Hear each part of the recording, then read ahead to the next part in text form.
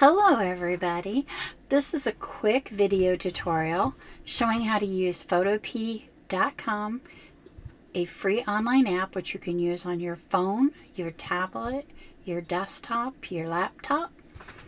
You'll open an image that you want to remove the background, and then once you have that opened, you click the select on the top toolbar, scroll down to remove background, select, and it removes the background for you, just that easy. Then you'll go over to File, Export As, and save it as a PNG and name the file that you would like.